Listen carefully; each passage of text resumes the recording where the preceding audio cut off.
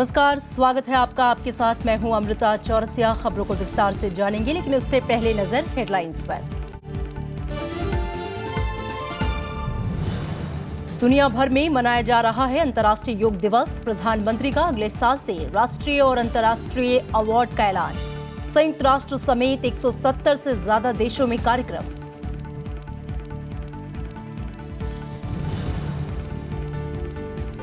चीन के विरोध के बाद अमेरिकी अपील, एनएसजी पर सभी देश करें भारत का समर्थन। सियोल में आज से समूह की प्लेनरी बैठक।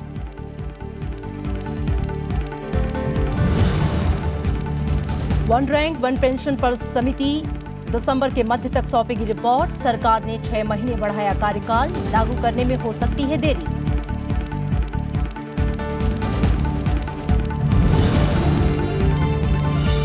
वाटर टैंकर घोटाले में एफआईआर, केजरीवाल और शीला दीक्षित से एसीबी करेगा पूछताछ। केजरीवाल ने कहा हर तरह की जांच के लिए तैयार।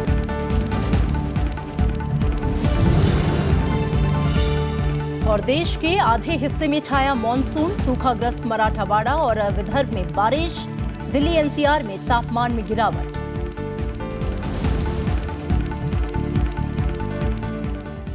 दुनिया भर में आज दूसरा अंतर्राष्ट्रीय योग दिवस मनाया जा रहा है। प्रधानमंत्री नरेंद्र मोदी ने आज चंडीगढ़ में मुख्य कार्यक्रम में शिरकत की। इस कार्यक्रम में पंजाब के सीएम प्रकाश सिंह बादल सहित करीब 30,000 लोगों ने हिस्सा लिया। इससे पहले राष्ट्रपति प्रणब मुखर्जी ने राष्ट्रपति भवन में योग कार्यक्रम की शुरुआत की।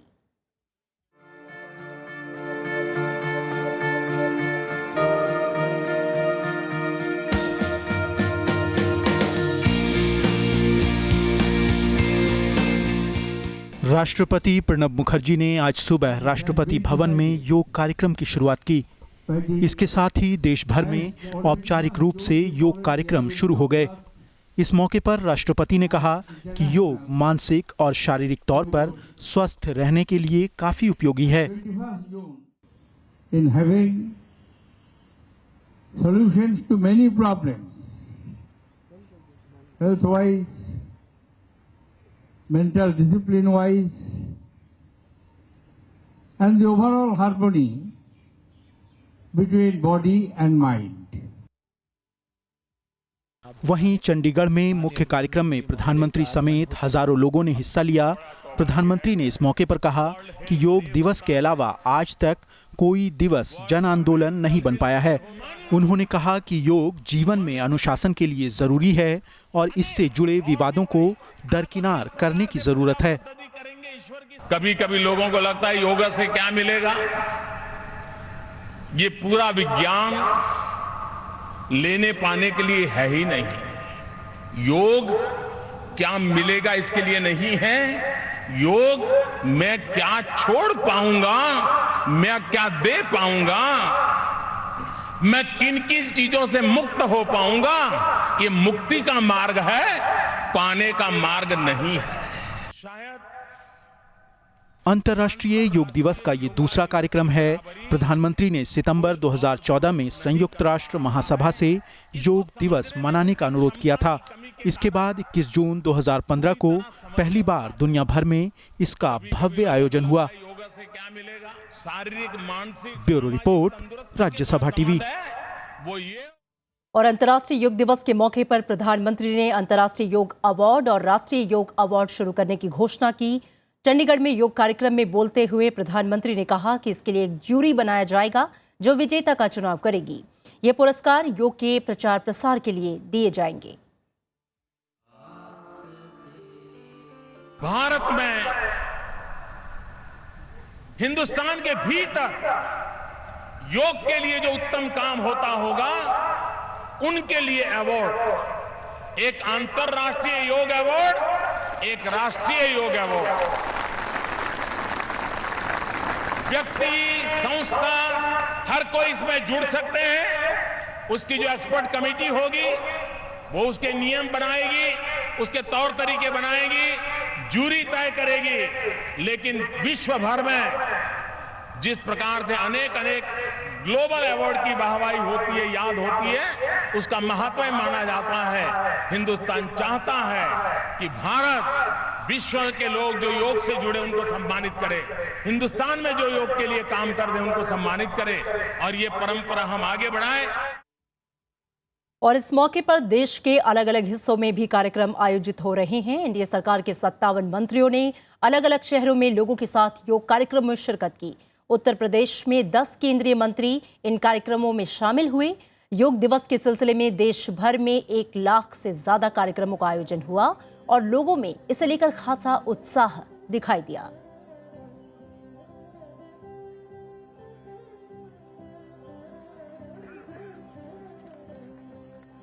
और अंतर्राष्ट्रीय योग दिवस के मौके पर कहां पर क्या कुछ खास रहा, इसके लिए हम चंडीगढ़ से विशाल दहिया हमारे संवाददाता हमारे साथ जुड़ेंगे, उनका रुख करेंगे। साथ ही दिल्ली के कनॉट प्लेस से नवविक्रम सिंह हमारे साथ जुड़ेंगे। सबसे पहले विशाल, मैं आपसे जानना चाहूंगी, क्योंकि मुख्य कार्यक्रम चंडीगढ़ में था, वहां पर प्रधानमंत्री भी मौजूद थे, कितना आकर्षण रहा वहां पर और 150 दिव्यांग लोगों ने भी वहां पर योगासन में शिरकत की। इस विशेषता के अलावा क्या कुछ विशेष था वहां पर?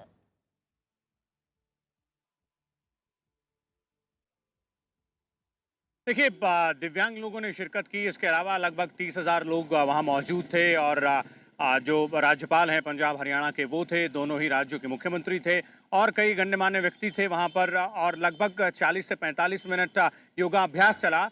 इसके अलावा प्रधानमंत्री का भाषण रहा और सबसे महत्वपूर्ण बातें जो निकल कर सामने आई वो प्रधानमंत्री के भाषण में निकल कर आई। एक जो महत्वपूर्ण चीज उन्होंने कही और जो शुरुआत में ही उन्होंने साफ कर दिया वो ये कि जिस तरह के विवाद योग को लेकर पिछले कुछ दिनों में विवादास्पद बयान आते रहे हैं या फिर जिस तरह के विवाद से पूरी जो योग की प्रक्रिया है वो या फिर इससे जुड़ी हुई जो चीजें हैं, चाहे वो जो ओम की जो आवाज आती है, जिस तरह से बोला जाता है योग करते हुए, उसको लेकर जो कई ऑर्गेनाइजेशंस की तरफ से विरोध जताया जा रहा था, उन सब विवादों को दरकिनार करने के लिए प्रधानमंत्री ने एक सीधे तौर पर आवाज लगाई। प्रधानमंत्री ने साफ किया अपने भाषण में कि योग का धर्म से कोई रिश्ता नहीं है, योग कोई धार्मिक कर्मकांड का हिस्सा नहीं है, बल्कि अलग से एक विज्ञान है और उस विज्ञान का उपयोग हर इंसान को अपने जीवन में लाभ उठाने के लिए करना चाहिए और समाज को आगे ले जाने के लिए करना चाहिए। तो निश्चित रूप से प्रधानमंत्री का एक सीधा इशारा था कि इसको किसी तरह के विवाद से न घिरने दिया जाए, बल्कि इसे जितनी लोकप्रियता पिछले 1 साल में मिली है उससे और आगे ले जाया जा सके, ऐसी कोशिश हर इंसान को करनी चाहिए। और ये आह्वान उन्होंने न केवल अपने देश के नागरिकों के लिए किया बल्कि पूरे विश्व के नागरिकों के लिए किया। और सीधे तौर पर दूसरी बात जो उन्होंने कही अपने भाषण में, वो जिस तरह से हमने अभी सुना कि 2 अवार्ड्स की घोषणा की गई है जो अगले साल से दिए जाएंगे और इसी तरह एक इस पूरे साल में, यानी कि जो अगला जो तीसरा अंतर्राष्ट्रीय योग दिवस होगा उससे पहले जो ये पूरा साल गुजरेगा, इस साल में मधुमेह यानी कि डायबिटीज पर किस तरह से योग का असर होता है, कई अहम ज्यादा ध्यान देने की बातें रखी प्रधानमंत्री ने अपने भाषण में। विशाल, आप बने रहिए, नवविक्रम का हम रुख करेंगे। नवविक्रम, कनॉट प्लेस में भी आज बड़े स्तर पर योगासन कार्यक्रम को किया गया, क्या कुछ वहां पर खास था और लोगों में कितना उत्साह दिखाई दिया? जी अमृता, बताना चाहूंगा कि सुबह तड़के 5 बजे से यहाँ लोग जुटना शुरू हो गए थे। हालांकि कार्यक्रम 6 बजे के बाद का था, बावजूद इसके हमने देखा कि सुबह बच्चे, बूढ़े और कई जवान लोग, युवा लोग, खास तौर पर युवाओं की खास रुचि देखी गई पूरे कार्यक्रम में। कई लोग यहाँ पर आए और इसके अलावा व्यापारी वर्ग के भी लोग थे और सबसे बड़ी बात जो देखी गई कि योग के प्रति लोगों में एक बड़ा उत्साह देखने को मिला। लोग अपनी जीवन शैली में, आज की आधुनिक जीवन शैली में योग को अमल करना चाहते हैं। बिल्कुल जी अमृता। जी, आप दोनों का बहुत शुक्रिया इस पूरी बातचीत के लिए, इस जानकारी के लिए। और जैसा कि हमारे संवाददाता कह रहे थे कि युवाओं में खास तौर पे काफी उत्साह था और इस बार अंतर्राष्ट्रीय योग दिवस की थीम भी कनेक्ट द यूथ ही रखी गई थी। आगे बढ़ेंगे। दूसरा अंतर्राष्ट्रीय योग दिवस दुनिया भर में खासा उत्साह के साथ मनाया जा रहा है। इस मौके पर दुनिया के 170 से ज्यादा देशों में कार्यक्रम आयोजित किए जा रहे हैं। संयुक्त राष्ट्र महासभा ने दिसंबर 2014 में ऐतिहासिक प्रस्ताव के जरिए 21 जून को अंतर्राष्ट्रीय योग दिवस घोषित किया था। संयुक्त राष्ट्र में इसके लिए खास तैयारी की गई। यहाँ 135 देशों के लोग एक साथ योग कार्यक्रम में हिस्सा ले रहे हैं।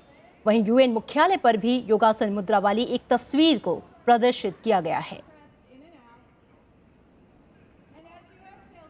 और अब बात एनएसजी सदस्यता के लिए भारत की दावेदारी की। चीन के विरोध के बीच अमेरिका ने एक बार फिर से सभी एनएसजी देशों से भारत की सदस्यता का समर्थन करने की अपील की है। 48 सदस्यीय इस समूह की सियोल में बैठक से ठीक पहले अमेरिका ने यह अपील की। आज से सियोल में समूह की प्लेनरी बैठक शुरू हो रही है। व्हाइट हाउस के प्रवक्ता जोश अर्नेस्ट ने कहा है कि अमेरिका का मानना है कि भारत सदस्यता के लिए पूरी तरह से तैयार है। अमेरिका भारत के समर्थन के लिए समूह के सदस्य देशों को पत्र भी लिख चुका है। आज से सियोल में एनएसजी की पूर्ण बैठक होनी है। चीन के अलावा ज्यादातर देश भारत को परमाणु कारोबार से जुड़ी इस संस्था में शामिल करने के समर्थन में हैं। कल चीन ने कहा था कि सियोल बैठक में भारत की सदस्यता से जुड़ा एजेंडा शामिल नहीं है। और प्रत्यक्ष विदेशी निवेश पर सोमवार को केंद्र सरकार ने बड़ा फैसला लिया। केंद्र सरकार ने रक्षा क्षेत्र में 100% विदेशी निवेश को मंजूरी दे दी। फैसले के बाद से प्रधानमंत्री नरेंद्र मोदी ने भारत को दुनिया की सबसे खुली अर्थव्यवस्था बताया। उन्होंने कहा कि इन फैसलों से कारोबारियों को सहूलियतें होंगी। केंद्र सरकार ने विदेशी प्रत्यक्ष निवेश के लिए कई सेक्टर में एफडीआई नियमों में ढील दी है।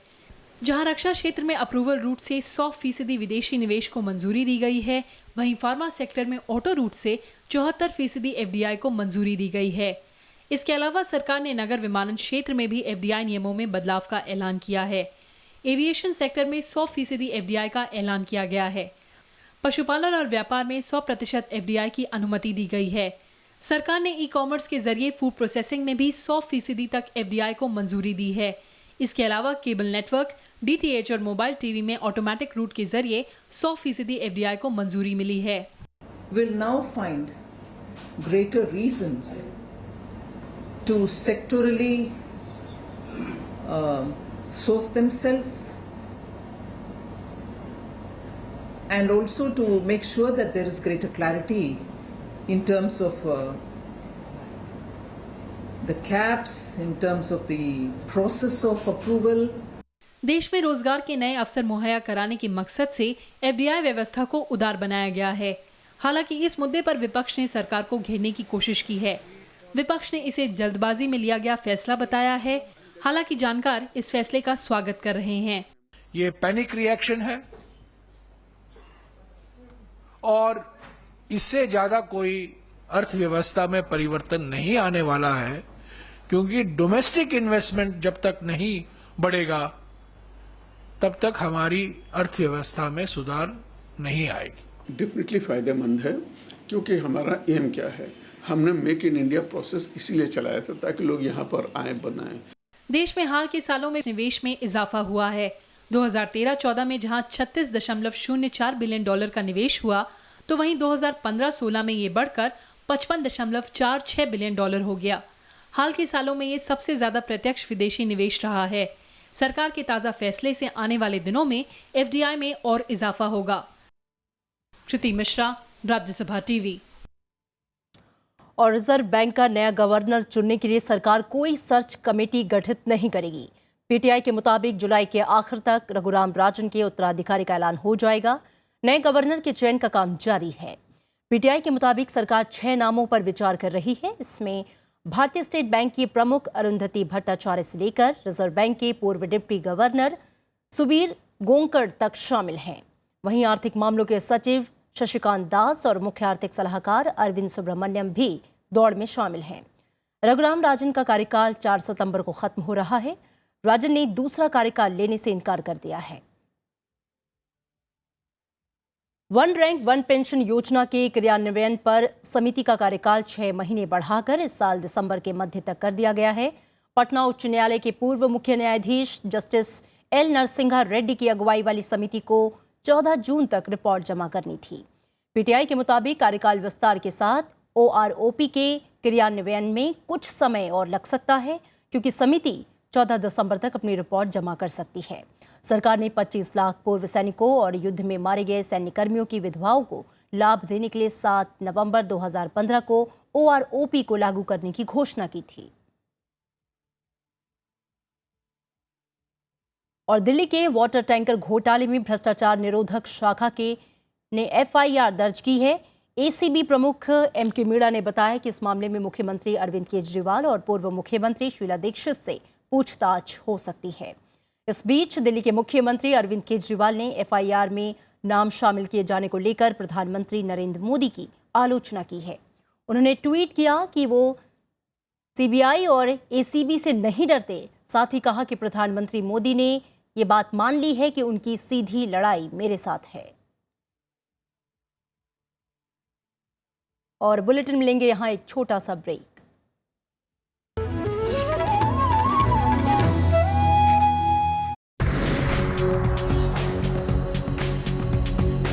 अंतरिक्ष की दुनिया में भारत की एक और कामयाबी। अंतरिक्ष में एक साथ जाएंगे 20 सैटेलाइट।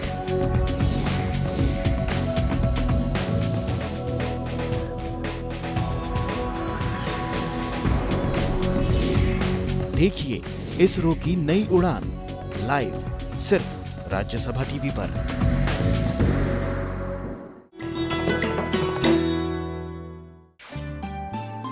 सरोजनी नायडू स्वतंत्रता सेनानी, कवयित्री और वक्ता, कांग्रेस की अध्यक्ष निर्वाचित होने वाली पहली भारतीय महिला सरोजनी ने 13 साल की उम्र में रची थी पहली कविता।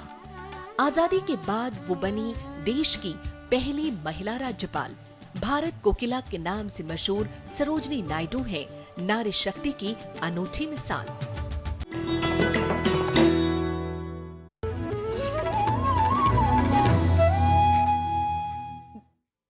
ब्रेक के बाद स्वागत है आपका। सीपीएम की सर्वोच्च निर्णायक समिति सेंट्रल कमेटी ने पश्चिम बंगाल विधानसभा चुनाव में कांग्रेस के साथ समझौते को पार्टी की विचारधारा के खिलाफ बताया है। सीपीएम की सेंट्रल कमेटी की 3 दिवसीय बैठक के अंतिम दिन बंगाल में कांग्रेस के साथ गठबंधन के फैसले को लेकर सदस्यों में मतभेद सामने आ गए। अनुशासनहीनता के आरोप में जगमती सांगवान को पार्टी से निकाल दिया गया है। दिल्ली में सीपीएम सेंट्रल कमेटी की बैठक के आखिरी दिन पश्चिम बंगाल, तमिलनाडु और असम में मिली हार पर मंथन हुआ। सेंट्रल कमेटी ने माना कि पश्चिम बंगाल में कांग्रेस के साथ समझौता पार्टी की राजनीतिक विचारधारा के खिलाफ था। The Central Committee concluded that the electoral tactics adopted in West Bengal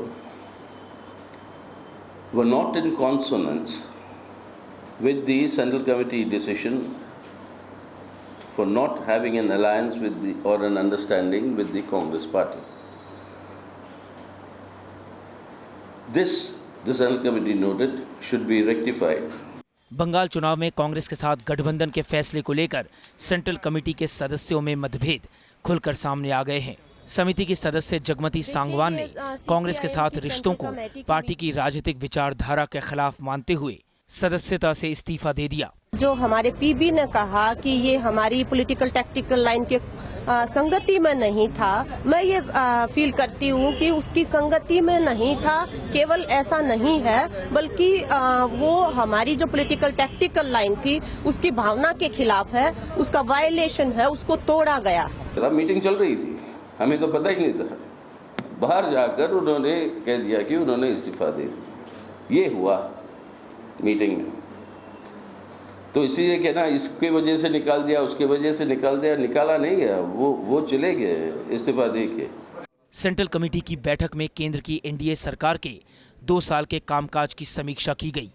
party ने माना कि सरकार रोजगार सृजन, अर्थव्यवस्था में मजबूती और महंगाई रोकने में नाकाम रही है।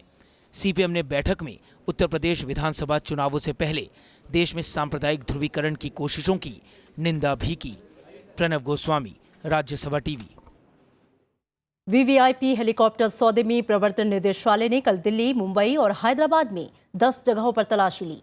पीटीआई के मुताबिक तलाशी अभियान उन कंपनियों के यहां हुआ जिनका नाम इस सौदे में आया है। ईडी ने इन कंपनियों की ओर से दूसरे देशों में रखे गए 86 करोड़ रुपए के शेयर भी जब्त कर लिए हैं। इसके अलावा कई कागजात भी बरामद किए गए। निदेशालय ने पिछले दिनों नया आरोप पत्र दायर किया था। इसमें बिचौलिए क्रिश्चियन मिशेल जेम्स को आरोपी बनाया गया है। एजेंसी ने साल 2014 में एफआईआर दर्ज की थी। इसमें 21 लोगों को आरोपी बनाया गया था। तमिलनाडु में 20 जून से शराब की 500 दुकानों पर ताला लग गया है। इसके अलावा सरकार ने शराब की दुकानों के खुलने के समय को भी 2 घंटे कम कर दिया है। राज्य में शराब की दुकानें अब दोपहर 12 बजे से रात 10 बजे तक खुली रहेंगी, जबकि पहले ये सुबह 10 बजे से रात 10 बजे तक खुली रहती थीं। मुख्यमंत्री जयललिता ने पिछले महीने विधानसभा चुनाव प्रचार के दौरान शराब पर धीरे धीरे प्रतिबंध लगाने का वादा किया था। गुजरात और बिहार समेत भारत के कई राज्यों में शराब पर प्रतिबंध है और देश के कई इलाकों में सोमवार को हुई बारिश ने मौसम खुशगवार कर दिया। उत्तर भारत में बारिश ने लोगों को गर्मी और उमस से राहत दिलाई। हालांकि सोमवार को बिजली गिरने से उत्तर प्रदेश में 2 लोगों की मौत हो गई, जबकि पूर्वोत्तर और दक्षिण भारत में लगातार बारिश लोगों की परेशानियों में इजाफा कर रही है। सोमवार को राजधानी दिल्ली समेत उत्तर और मध्य भारत में बारिश राहत बनकर आई। हिमाचल प्रदेश, पंजाब, हरियाणा, उत्तर प्रदेश, मध्य प्रदेश, बिहार और महाराष्ट्र में बारिश ने लोगों को भीषण गर्मी और उमस से बहुत हद तक निजात दिलाई। बारिश के बाद तापमान में 4 से 5 डिग्री सेल्सियस तक की कमी दर्ज की गई। अगले 2 दिन में हिमाचल प्रदेश और उत्तराखंड में बारिश जारी रहने की संभावना है। एक तो वेस्टर्न डिस्टर्बेंस है और थोड़ा ईस्टर्ली फ्लो भी है, जिसकी वजह से हिमाचल प्रदेश के बहुत सारे इलाकों में बारिश हो सकती है। खास करके जो मिड हिल्स और लो हिल्स इलाके हैं, इसमें बारिश की जो इंटेंसिटी है वो थोड़ी ज़्यादा रह सकती है। मौसम विभाग के मुताबिक उत्तर पूर्वी मानसून जहां बिहार, झारखंड, उड़ीसा और पश्चिम बंगाल में सक्रिय है, वहीं दक्षिण मानसून सूखा पीड़ित महाराष्ट्र के बड़े हिस्से में सक्रिय हो गया है। मौसम विभाग ने अगले 2 दिनों में तटीय आंध्र प्रदेश, तेलंगाना और तमिलनाडु के कुछ इलाकों में भारी बारिश की आशंका जताई है। Meteorological condition indicate that upper air cyclonic circulation is likely to form over the central parts of the Bay of Bengal during 22nd. So under its influence, 22nd and 23rd, fairly widespread rainfall is expected to occur over the देश के पूर्वोत्तर इलाकों में भारी बारिश से जनजीवन अस्त व्यस्त है।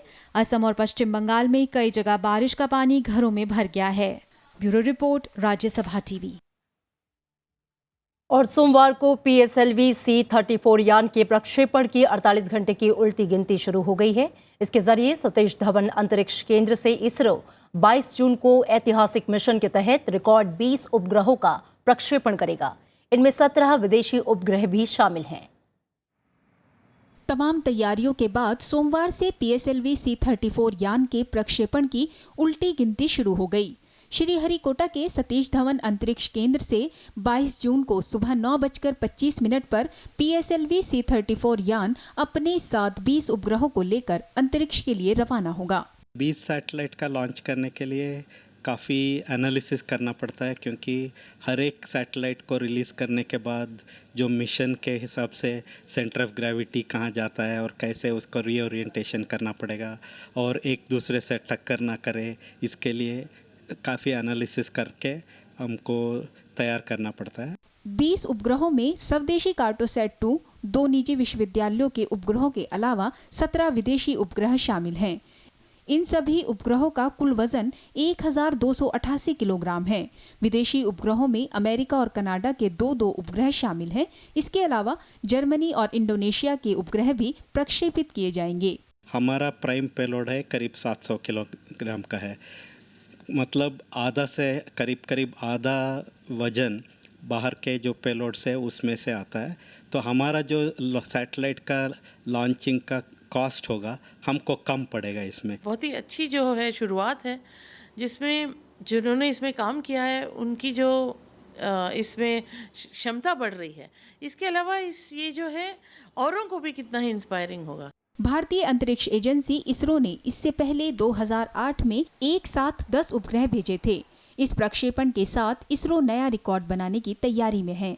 इसरो अब तक 57 विदेशी उपग्रहों का प्रक्षेपण कर चुका है। इस प्रक्षेपण के कामयाब होने के साथ ही ये संख्या 74 हो जाएगी, जो अंतरिक्ष विज्ञान के क्षेत्र में भारत की बढ़ती कामयाबी को दिखाता है। अरुणा ठाकुर, राज्यसभा टीवी। अफगानिस्तान में सोमवार को हुए बम धमाके में मारे गए 25 लोगों में 2 भारतीय भी शामिल हैं। विदेश मंत्रालय ने 2 भारतीयों के मारे जाने की पुष्टि की है। विदेश मंत्रालय के प्रवक्ता विकास स्वरूप ने कहा कि काबुल धमाके में देहरादून की गोविंद सिंह और गणेश थापा की मौत हो गई। उन्होंने जानकारी दी कि भारत सरकार मृतकों के परिजनों के संपर्क में है और उनके पार्थिव शरीर को जल्द भारत लाने की कोशिश की जा रही है। ये दोनों भारतीय नागरिक कनाडा के दूतावास में निजी सुरक्षा एजेंसी के जरिए काम करते थे। कल अफगानिस्तान में 2 धमाके हुए। पहला धमाका राजधानी काबुल में नेपाली सुरक्षा गार्ड को ले जा रही मिनी बस को निशाना बनाकर किया गया, जबकि दूसरा हमला बदख्शा प्रांत के भीड़ भाड़ वाले बाजार में किया गया था। हमले की जिम्मेदारी तालिबान ने ली है।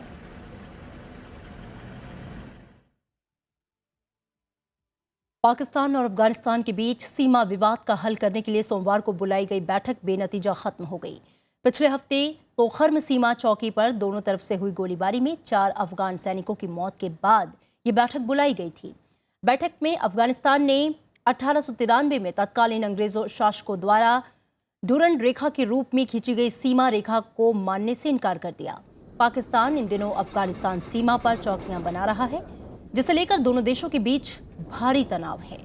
पाकिस्तान का कहना है कि अफगानिस्तान से पाकिस्तान में दाखिल होने वाले आतंकवादियों को रोकने के लिए सीमा पर चौकियां जरूरी हैं।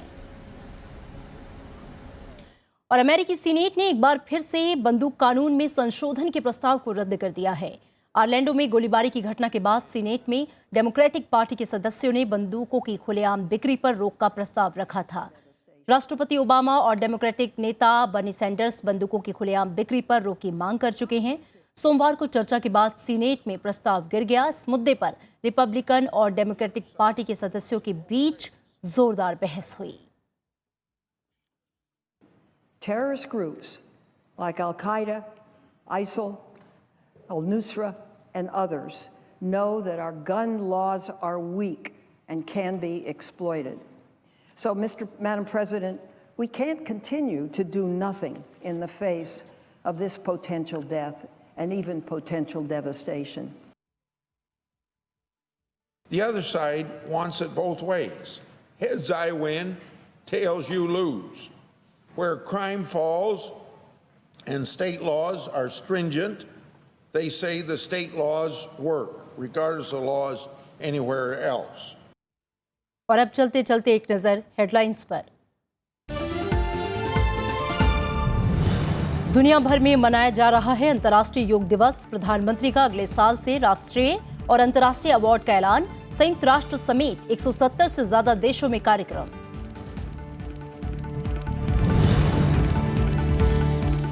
चीन के विरोध के बाद अमेरिकी अपील एनएसजी पर सभी देश करें भारत का समर्थन। सियोल में आज से समूह की प्लेनरी बैठक।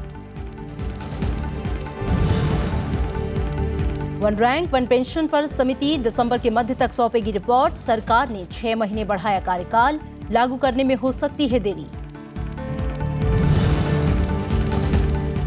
वाटर टैंकर घोटाले में एफआईआर। केजरीवाल और शीला दीक्षित से एसीबी करेगा पूछताछ। केजरीवाल ने कहा हर तरह की जांच के लिए तैयार।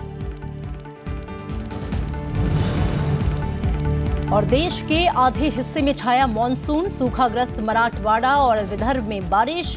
दिल्ली एनसीआर में तापमान में गिरावट। और फिलहाल खबरों में इतना ही। आगे देखिए देश देशांतर।